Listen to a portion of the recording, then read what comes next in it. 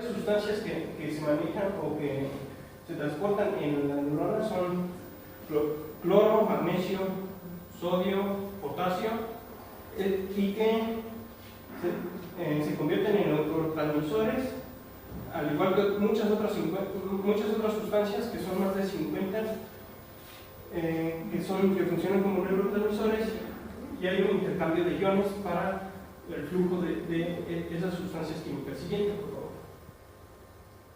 Esta imagen es el corte de la médula espinal, en donde encontramos las células glial que están alrededor de la médula espinal. Siguiente, por favor.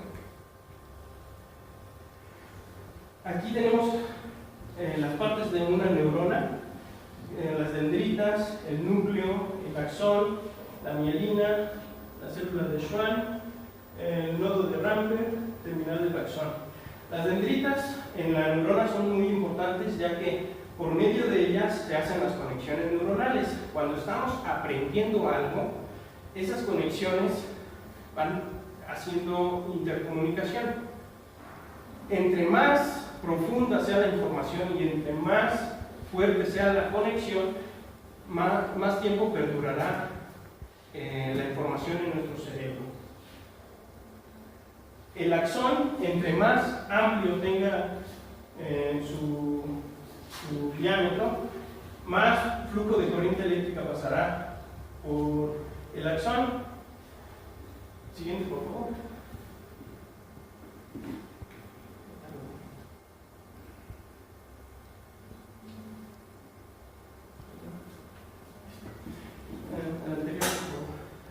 Este es el canal neuronal.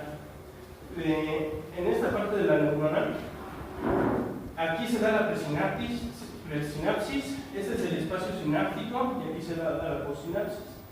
Los neurotransmisores fluyen de aquí, de esta parte hacia acá, y aquí hay presencia de calcio, y los iones y cationes que están presentes en las sustancias que les mencioné, como son cloro, sodio, potasio, magnesio, influyen para que este canal se abra, porque hay una interacción de iones y cationes, y en el momento en que pasa el voltaje es cuando se dice que estamos o acudiendo a un recuerdo o aprendiendo y haciendo nuevas conexiones.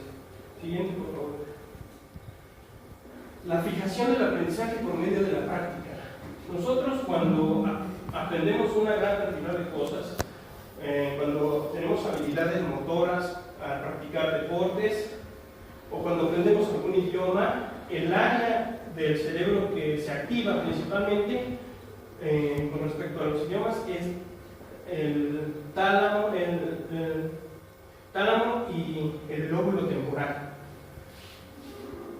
Al aprender nosotros diversidad de cosas, hacemos una gran cantidad de conexiones neuronales y, como podemos ver, son redes que se van estableciendo en el cerebro. Principalmente la memoria a largo plazo está en el hipotálamo, y las divisiones o las funciones tanto mentales como cerebrales dependen de la actividad que realicemos. Por ejemplo, el lóbulo temporal, el lóbulo prefrontal está asociado con las emociones, está asociado con la resolución de problemas, está asociado también con parte del lenguaje, almacenarlo. El lóbulo parietal está asociado con las sensaciones, el lóbulo occipital está asociado con la vista, el lóbulo temporal está asociado con la memoria del oído, con el placer, la ira y con el entender el lenguaje. Siguiente, por favor. Bueno, la velocidad de la transmisión de la neurona, como ya les había mencionado, por el axón fluye la diferencia de potencial por el voltaje, y entre más diámetro tenga el axón, mayor y mejor será la calidad del flujo de electrones que pasan por aquí. La velocidad a la que transmite la neurona es de 120 kilómetros por segundo. Bueno, si hacemos una comparación, el sonido viaja a 300 kilómetros por segundo, la luz viaja a 300.000 kilómetros por segundo, y La energía eléctrica o los electrones que pasan por aquí viajan a 120 kilómetros por segundo. Siguiente, por favor. Hay podas neuronales. A lo largo de nuestra vida se nos presentan 3 podas neuronales que son de manera natural. Lo que trata de hacer el cerebro es equilibrar la química del mismo cerebro. La primera poda se da a los 10 meses, la segunda se da en la adolescencia y la tercera se da a los 18 años. La mielinización equilibra y refuerza los circuitos neuronales y las experiencias. Conforme vamos creciendo de neonatos a 18 años, vamos teniendo una gran cantidad de experiencias y esa, en la neurona se presenta una mielinización.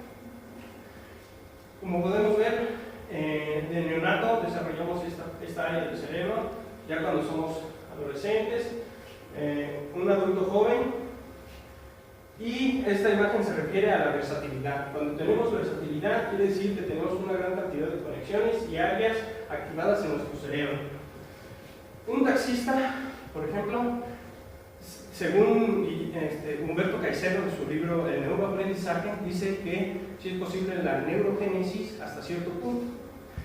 En el momento en el que los taxistas tienen que desarrollar habilidades como ubicarse espacial y temporalmente, porque ellos evocan mucho los recuerdos. Tengo que ir a este lugar, tengo que ir a otro lugar. Entonces ellos desarrollan esta parte de aquí que se llama el hipotálamo, y ahí se concentra la memoria a largo plazo. Y dice que entre más usemos las funciones mentales y cerebrales, menos problemas vamos a tener en la vejez, porque con el tiempo hay una reducción de la densidad cerebral. Siguiente, por favor. Un niño es una esponja en el tratamiento de la información. Un adulto, con el tiempo, al pasar de los años, pues va perdiendo densidad cerebral. Lo que es importante hacer para no perder densidad cerebral es hacer a que funcionen nuestras funciones mentales y cerebrales. Siguiente, por favor. El aprendizaje tiene varias etapas, que son el uso de los 5 sentidos, el uso de las funciones mentales, el uso de las funciones cerebrales, el aprendizaje significativo. Del aprendizaje significativo se forman conceptos, tomamos una actitud y luego lo llevo a la acción. Siguiente, por favor. Hay factores que intervienen en el aprendizaje.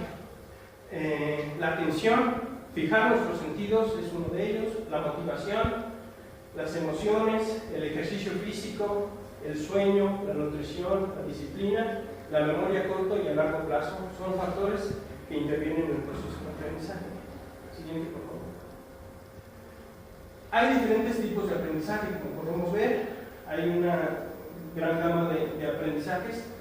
Los que usamos comúnmente son el kinestésico, por medio del movimiento, cuando desarrollamos habilidades motoras al hacer ejercicio, el auditivo, por ejemplo en este momento, al estar escuchando, el visual.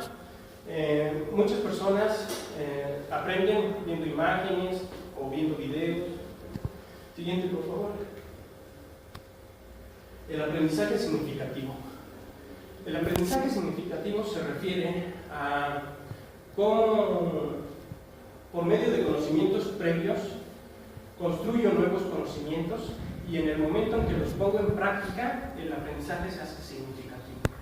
Un ejemplo muy claro del aprendizaje significativo es cuando voy a la escuela y me dan una gran cantidad de información acerca de los diferentes tipos de contaminación. Se me dice, hay contaminación del agua, contaminación del suelo, contaminación del aire y el ruido puede ser contaminación auditiva. Entonces, esa información crea en mí un estado de alerta porque hace que cambie de actitud. Ese cambio de actitud hace a que sea un agente limpio, o agente que procure la limpieza. Entonces, me propongo no tirar basura, no contaminar. Y ahí, en ese momento, se hace significativo. significativo del aprendizaje. Siguiente, por favor. Bueno, este es un esquema de cómo procesamos la información. De manera inconsciente, nosotros recibimos una serie de estímulos. Como ya vimos, se activa nuestro sistema nervioso central y periférico, los 5 sentidos, las funciones mentales y cerebrales, tenemos una sensación, percibimos, hacemos una integración de recuerdos previos con la memoria a corto plazo y a largo plazo, hay un almacén en la memoria de la información, hay una recuperación de los recuerdos, una toma de decisiones, generamos una respuesta y en ese momento hay un cambio de conducta. Siguiente, por favor. Bueno, conclusión. Como podemos ver, el proceso de aprendizaje es un poco más allá de lo que básicamente se cree o se conoce. Tiene sus etapas, tiene sus factores, hay diferentes tipos y lo más importante es que debe hacerse significativo. Siguiente, por favor. Estas fueron mis fuentes de consulta. Siguiente, por favor. Siguiente, por favor.